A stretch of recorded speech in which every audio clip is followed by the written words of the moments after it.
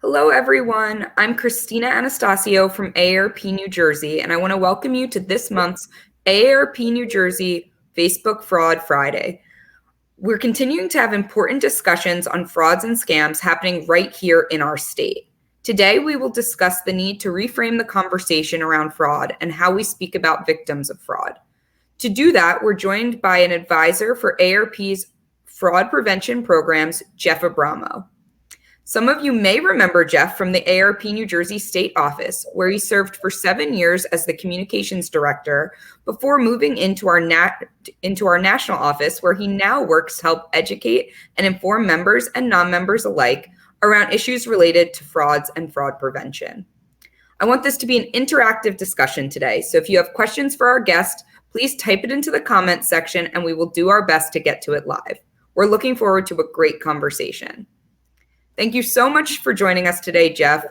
We know that AARP is helping to reframe how we speak about victims of fraud. Can you help explain to our viewers what reframing the conversation actually means and what that looks like? Sure. Thanks, Christina, and thanks for having me today. Really enjoy the opportunity to speak to my fellow New Jerseyans as I sit here in my Middlesex County home. This is clearly a really important issue that we're talking about today. Victims of crime typically are referred to in ways that don't necessarily cast blame on them. I mean, we don't necessarily view somebody as to blame for being assaulted or potentially being burglarized, but a lot of the times we use terminology to describe victims of fraud that unintentionally ascribes blame to them. I think one of the classic examples could be the terms like he fell for it or she was duped. Now, when somebody's referred to as being duped, I think that you think in terms of somebody maybe doing something wrong or maybe they weren't thinking in the right way. And it describes a feeling of blame and potentially shame and potentially defensiveness to a person who really didn't do anything wrong. They were just a victim of a crime. The person that did the wrong thing was the scammer, the bad actor, the person who stole their money effectively. They're the ones who deserve the blame. And I think that what we're trying to do, we're working with an organization called Heart and Mind Strategies to do some really overall broad research around the kinds of things that people say about fraud victims, the way they're spoken about in the media, in law enforcement, amongst casual conversations, just like we're having right now, to try to figure out why this language is so pervasive, where it starts, where it comes from, and some of the things that we can do to potentially help change the narrative and change the way that fraud victims are spoken about. I mean, I'm not perfect even myself. I've been doing this for months now. And every now and then when you're speaking, you'll use a term that just comes out because it's so ingrained in our culture. I may say inadvertently, oh, he was scammed, not realizing that again, just very so subtly ascribes blame onto a person who fell victim, who was targeted, who maybe really wasn't doing anything wrong. It's just the scammers are the ones who did the wrong thing. So it's a big process, a big project that we're working on. We really want to help try to frame the narrative because it's really important that we do that. And so why is that narrative so critical? Why is it so critical to use the new language and reframing the language?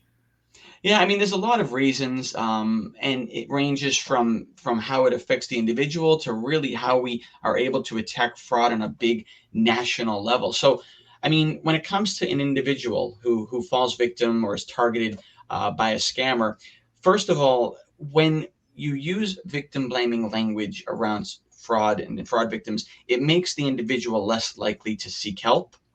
It leaves them less likely to share information with friends and with family and with their social circles. And that can serve to isolate them. And what we do know is that people who are isolated from friends and family are going to be more likely to potentially fall victim again. They're easier to target in the future. I can share a very personal example, not so much of a fraud, but about how shame can make you feel isolated. Just a few days ago, my car was burglarized. And in the back of my mind, I knew that I had forgotten to lock it. And suddenly I found myself holding back information from people, friends and family, because I was afraid of what they would think about the fact that I didn't lock my door. Now, again, the criminal is the person who burglarized the car. But the fact is, I have these preconceptions based on things I've heard people saying that led me to hold that information back. The criminal is the person who burglarized your identity. The criminal is the person who burglarized you financially by committing a fraud or a scam on you. But people might think, I didn't lock my identity. I didn't lock myself. I did something wrong because of things they know people will say. Um, Ultimately, not reporting it on a big picture level, that's going to make it harder to prosecute. It's going to lead to these same people, committing scams against other folks. I think in 2020, New Jersey had, I think, about $71 million reported loss to fraud and scams, and that was over 47,000 individual reports. But that probably is a very small percentage of what actually happened. And we wonder how many of the scams that weren't reported, how many weren't reported because people didn't want to deal with the shame, and they felt shame when they really shouldn't. So that's why some of the reasons why it's just really, really important to do that. And we know that those scammers are really good at making everything that they say sound convincing. And they are, they're career criminals. They know how to do it. And so when a target of fraud is, just like you're saying, a target of burglary, a target of assault, they are the victim of a crime. Absolutely. So thanks, Jeff. I just want to remind our viewers, if you have a question of Jeff today, please type it into the comments section and we will do our best to get to it live. For those of you that might not have heard in the beginning, Jeff and the AARP Fraud Watch Network are working to empower consumers to spot and avoid scams, and also to provide support and guidance to victims and their families when fraud happens. Can you tell us a little bit about AARP's new fraud program for victims of fraud? Absolutely. Yeah, this ties into some of what we were talking about before about how people tend to feel after they've fallen victim, and us trying to help improve that and sort of reinforce that and help them come back from it. So the Fraud Watch Network and Volunteers of America have worked together to create a new free program to provide emotional support to people impacted by scams or fraud. The program is called REST, R-E-S-T, and that stands for resilience, strength, and time. And what that is, it's a program that people can sort of shape and make what they need for themselves. It's fundamentally an hour-long online program, small groups of folks who all are in similar circumstances, and it's led by trained peer facilitators who are trained to listen and help provide guidance and support for folks who have fallen victim to scams or fraud. Over the course of the program, people are able to learn how they can work to reestablishing trust and building back resilience even after following such a difficult and oftentimes painful occurrence. People are welcome to attend just one session or as many sessions as they would like. Again, that's why it's intentionally designed so that this program can offer as much or as little support as any individual might need. It's their choice. And it's open to anyone of any age, not just AARP members. And I want to drill down on that. It's open to anyone of any age. So share this program with friends and family, young or older.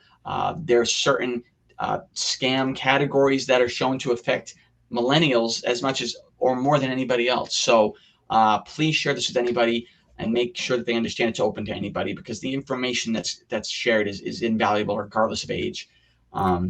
Ultimately, we know that experiencing a scam can be devastating, and oftentimes the emotional impact is even more devastating than the financial one directly. So we encourage folks to join and attend this program. Falling victim to a scam does not have to define you moving forward. So if someone would like to participate in the REST program, where can they go to sign up? Yeah, we definitely encourage folks to sign up for a session and take this step towards recovery. The best way to do it is to visit aarp.org/fraud support. It's right there on the screen there. That's the best way to do it. You'll find a lot more information about the program than I was able to communicate here. And you can also sign up to attend right there. You can also call the AARP Fraud Watch Network helpline at 877-908-3360. And at that phone number, you can learn more, ask questions about the program, and you can also register to attend using that phone number there. Perfect. Jeff, before we wrap up today's Facebook Live, do you have any last thoughts that you'd like to share with our viewers? Yeah, I did just want to thank you again for the opportunity to be able to speak here on this important issue to my fellow Garden Staters. We just like to say to everyone who's watching, if you can spot a scam, you can stop a scam. And we really encourage you to empower yourself with the information and education to help be proactively prepared in case a scammer comes knocking on your virtual door, calling you up, ringing your phone. The best way to do that, we encourage you to visit aarp.org/fraudwatchnetwork. There you can learn about current scams happening. There's a lot of articles of things that are happening right now. We have, I think, over 80 tip sheets on different types of scams that you might want to be aware of. There's also links there to how to sign up for our biweekly watchdog alerts, as well as a link to our scam map so that you can report a scam if you've heard of it, if you've been contacted about one, or even if potentially you've fallen victim and you're looking for more information, or you want to help share information with your community. So encourage you to visit that site. Thank you so much, Jeff. I love that scam tracking map on the Fraud Watch Network. So I highly encourage everyone to go to that website to learn more. Thank you so much for this informative discussion, Jeff. We are thrilled that you could join us to share tips, best practices, and resources so that we can protect ourselves and our loved ones from frauds and scams. For our viewers, if you're concerned you've been a victim of a scam, you can reach a trained volunteer at the AARP Fraud Watch Network helpline at 877-908-3360. Again, that's 877-908-3360. If you'd like more information and resources on frauds and scams from AARP New Jersey, you can visit aarp.org/njfightsfraud. Again, that's aarp.org/njfightsfraud. We hope you learned something new today and about how you can stay safe from fraud and scams. Thank you so much and have a great day.